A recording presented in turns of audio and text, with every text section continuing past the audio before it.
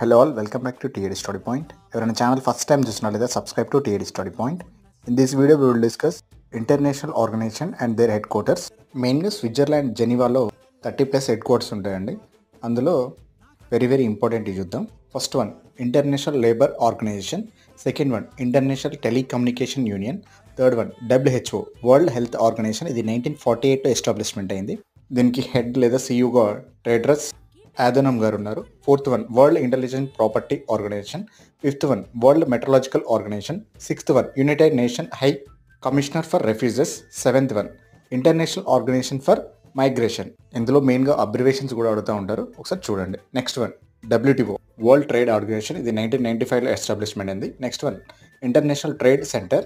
Next one international labour organization. Next one international organization for standardization. Next one united nation high commissioner for human right. Next one